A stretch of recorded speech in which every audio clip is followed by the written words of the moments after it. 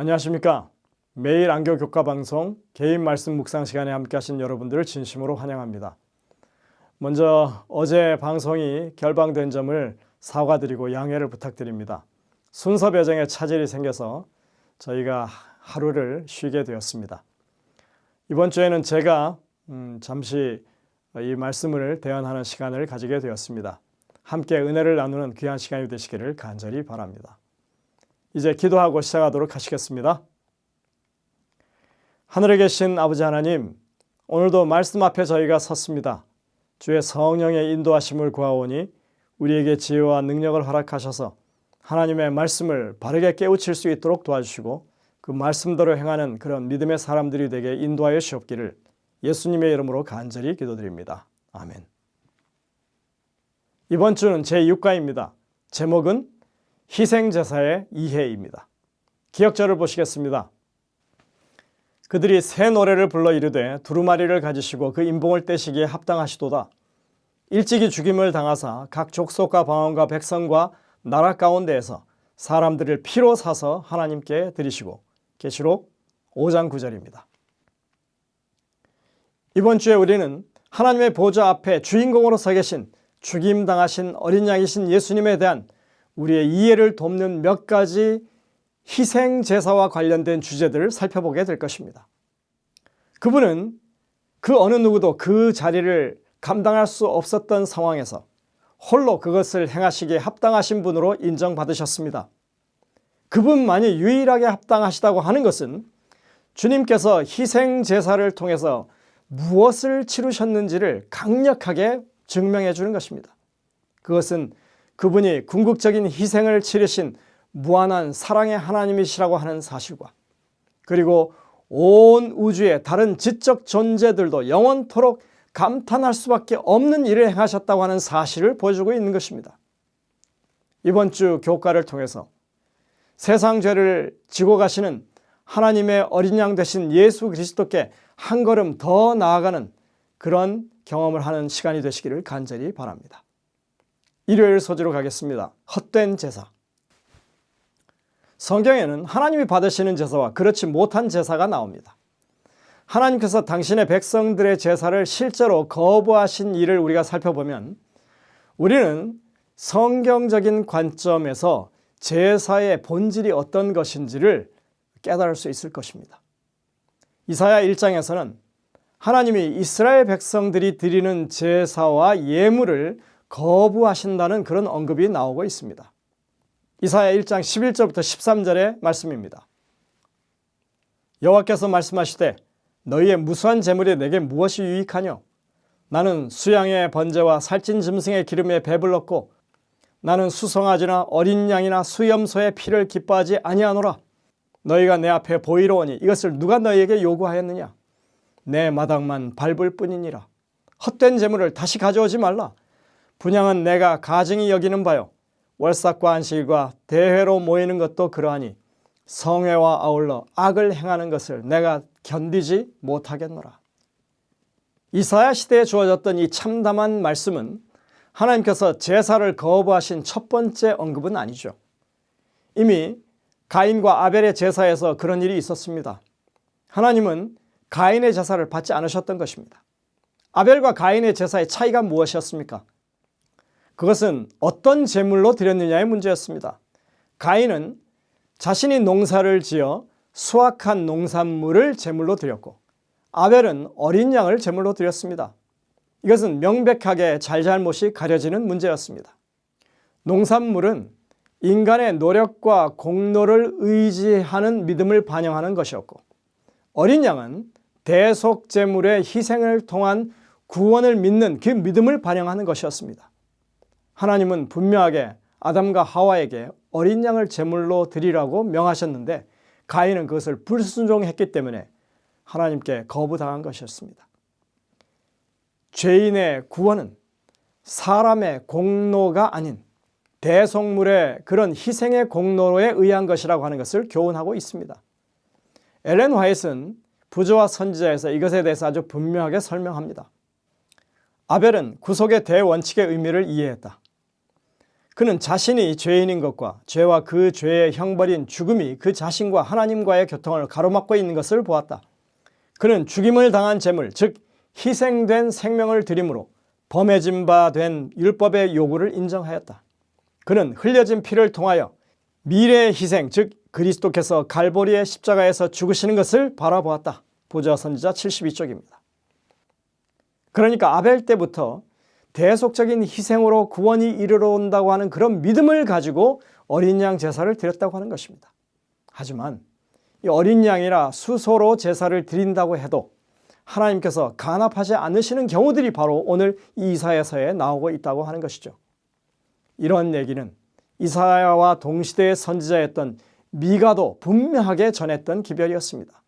미가서 6장 6절부터 8절에 있는 말씀입니다. 잘 아는 말씀이죠. 내가 무엇을 가지고 여호와 앞에 나아가며 높으신 하나님께 경배할까?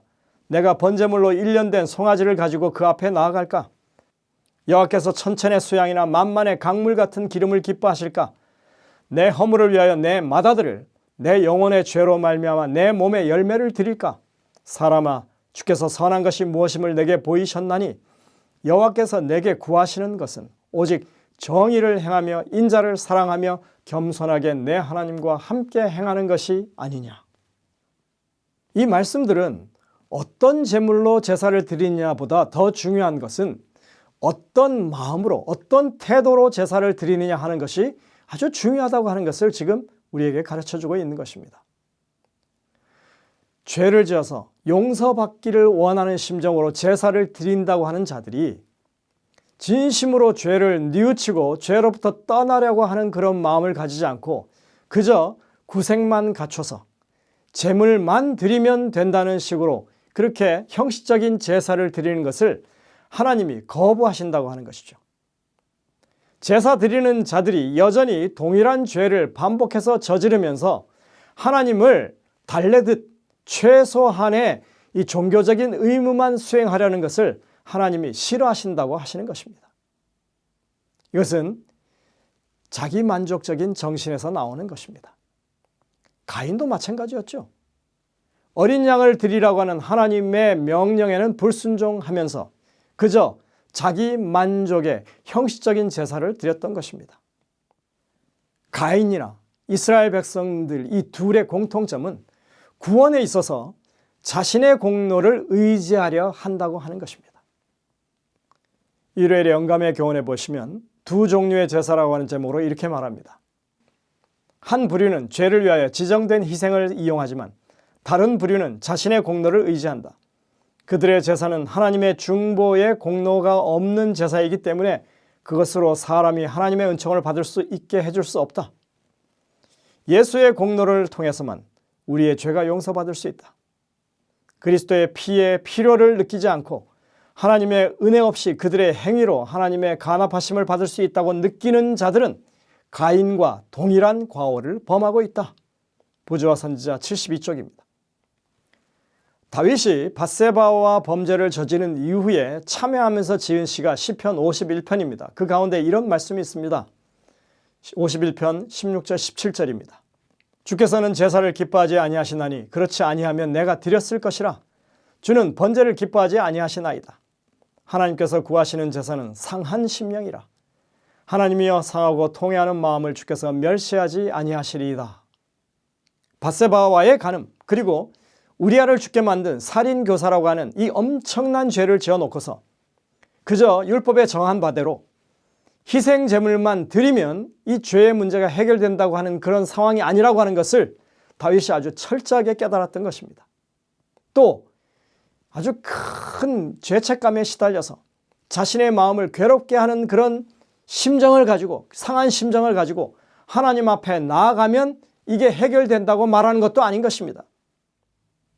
성소에서 드려지는 모든 희생제물은 그렇게 대속적으로 희생할 예수 그리스도를 상징하는 것입니다. 그 희생제물이 내 죄 때문에 그 사체가 각이 띄어서 토막토막 이렇게 제단 위에 놓인 그 모습을 바라보면서 아, 이것이 하나님의 상한 심령이구나. 이것이 갈갈이 찢긴 조각난 하나님의 심령이구나. 이렇게 느꼈기 때문에 시편 51편에 하나님이 원하시는 제사가 상한 심령이라고 그렇게 노래한 것입니다. 내 죄 때문에 그 고통을 당하시고 희생당하신 하나님의 아들의 그런 육신이라고 하는 것을 믿음으로 바라봤기 때문에, 그것을 깨달았기 때문에 죄가 얼마나 심각한 결과를 가져왔는지를 그 마음 깊이 느꼈기 때문에 이러한 시를 그가 노래한 것입니다. 그러니 하나님의 그 극심한 고통과 희생에 공감하면서 내 심령이 괴로울 수밖에 없다고 이렇게 노래하는 것입니다. 이미 오래전부터 희생 제물의 의미를 정확하게 이해한 사람들이 존재하고 있다고 하는 것을 우리는 확인할 수 있습니다. 월요일 소지, 황소와 염소의 피.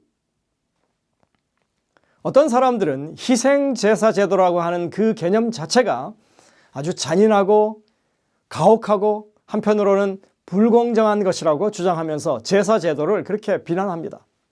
하지만 바로 그것이 제사 제도의 정확한 핵심입니다. 예수 그리스도의 죽음은 원래 그렇습니다. 죄 없는 분이 죄 있는 사람들을 대신해서 죽는 정말 잔인하고 가혹하고 불공평한 것이고, 그리고 매우 비합리적인 것이었습니다. 히브리서 10장을 여러분들이 읽어보시면 구약에서 수천 년 동안 드려진 그 수많은 희생 제사가 그 동물 자체로서는 죄를 속하는 효력이 없었다고 분명하게 말하고 있습니다. 여기에는 시편 51편의 이 다윗의 깨달은 그 내용과 아울러서 시편 40편 6절의 그 내용까지 그대로 인용하고 있습니다. 그리고 이 말씀들은 이사야 1장과 미가 6장의 말씀과도 똑같은 맥락으로 그것을 기록하고 있는 것입니다. 시편 40편 6절에 보시면 이러한 깨달음이 성령이 주신 깨달음이라고 분명하게 고백하고 있습니다. 주께서 내 귀를 통하여 내게 들려주시기를 제사와 예물을 기뻐하지 아니하시며 번제와 속죄제를 요구하지 아니하신다 하신지라. 이 시는 다윗의 시입니다. 얼마나 정확한 이해인지 알 수 없습니다.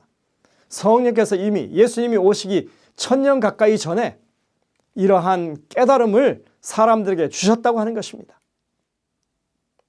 구약에 드려진 희생 제물 어린 양은 예수님을 가리켰습니다. 즉 하나님의 어린 양이 이 땅에 대속 제물로 오셔서 우리를 구원하실 것을 상징하는 것이었습니다. 그래서 구약시대에 그들이 그 제사를 드리는 것은 믿음의 행위였습니다. 그러한 믿음으로 드리는 것이었습니다. 하나님께서 그것을 요구하셨던 것은 죄인을 위해서 오시는 메시아의 사명에 대한 믿음을 표현할 수 있는 손에 잡히는 그런 방식이었다고 하는 것입니다. 우리는 이런 것을 가리켜서 예표라고 말합니다.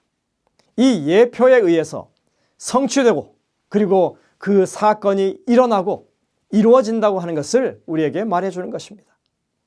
어떤 사람들은 제사 제도를 가리켜서 십자가의 예수님의 죽음에 대한 작은 예언이라고 그렇게 부르기도 했습니다. 우리가 어디론가 여행을 가기로 결정했다면 비행기표를 삽니다. 그리고 이메일을 받겠죠. 당신은 비행기표를 샀습니다. 그럼 여러분들 그 이메일을 받으면 바로 여행을 떠날 수 있습니까? 아니죠. 못 갑니다. 그리고 그 이메일을 프린트해서 내가 이렇게 깔고 앉아 있으면 자동적으로 이렇게 여행지로 나를 옮겨줍니까? 그런 일은 있을 수 없죠. 우리가 때가 되어서 이제 그 시간이 되어서 그 이메일을 보여주고 비행기표를 받은 다음에 비행기에 탑승하면 그제서야 이제 가는 것입니다. 그런데 그렇게 이제 실제적으로 그런 일들이 생기고 나서 여러분들 그 이메일은 계속 사용합니까? 더 이상은 소용이 없죠. 그 용도가 다 끝난 것입니다. 바로 예수 그리스도의 희생을 상징했던 이 동물 제사 제도가 그런 것입니다. 실제로 그 하나님의 어린 양이신 예수 그리스도께서 이 땅에 오신 이후에는 더 이상 예수 그리스도를 상징했던 그 동물 희생 제사 제도가 우리에게는 아무 의미가 없게 된 것입니다. 물론 예수님이 오시기 전에 그 동물 희생 제사 제도는 아주 중요한 역할을 했습니다. 분명히 이 일이 일어날 것이라고 하는 믿음으로 그 제사를 드렸던 것이 맞습니다. 복음서에 보시면 예수님이 죽으실 때 성소와 지성소를 가르는 그 휘장이 찢어지는 사건을 통해서 이러한 이 상징이 이제 더 이상 의미 없다고 하는 것을 표현하고 있는 것을 볼 수 있습니다. 이에 성소 휘장이 위로부터 아래까지 찢어져 둘이 되니라. 성소와 그 모든 제사 제도는 십자가에서 우리를 위해서 대속하실 예수 그리스도의 죽음을 가리키는 것입니다. 비록 그것이 예수님 이전에 구약시대 동물 희생제사 제도로 예표된 것이었다고 해도 마찬가지고, 그리고 오늘날 우리가 2000년 전에 오셔서 우리를 위해서 돌아가신 예수 그리스도의 믿음을 가지고 그것을 대하는 것에도 동일한 것입니다. 그래서 매우 중요한 사안인 것입니다. 월요일 소재 영감의 교훈에 보면 이 가인의 예를 들어서 그것을 우리에게 설명하고 있습니다. 그는 죽임을 당한 어린 양으로 상징된 그리스도를 인정하려 하지 않았다. 그에게 있어서 짐승의 피는 아무런 가치도 없는 것이었다. 복음은 아벨에게만 전하여진 것이 아니라 가인에게도 똑같이 전하여졌다. 그러나 그 복음은 가인에게 있어서 사망에서 사막에 이르는 냄새가 되었는데, 그 까닭은 인류의 구원을 위한 유일한 대책이신 예수 그리스도를 상징하는 희생 제물인 어린 양의 피를 인정하지 않았기 때문이었다. 가려뽑은 기별 1권 231쪽입니다. 여러분들 명심하게 되시길 바랍니다. 하나님의 어린 양으로 오신 예수 그리스도의 그 분명한 구속계의 의미는 오늘 우리가 드리는 모든 예배의 근거가 된다고 하는 것입니다. 우리는 하나님의 어린 양이신 예수 그리스도의 대속적인 희생을 통해서만 하나님 앞으로 나아갈 수가 있습니다. 그래서 우리가 늘 예배를 드리는 때가 될 때마다 겸손하고 감사하고 찬양하는 마음으로 하나님께 나아가 예배드리게 되시기를 간절히 바랍니다. 기도하시겠습니다. 하늘에 계신 아버지 하나님, 하나님의 어린 양이 우리에게 어떤 의미가 있는지에 대해서 다시 한번 배우게 하시니 감사드립니다. 우리의 믿음이 온전히 예수 그리스도를 통하여 확립될 수 있도록 도와주시고, 우리가 그렇게 구원받은 하나님의 백성으로 설 수 있음을 다시 한번 감사하는 저희들 되게 인도하여 주옵기를 예수님의 이름으로 간절히 기도드립니다. 아멘.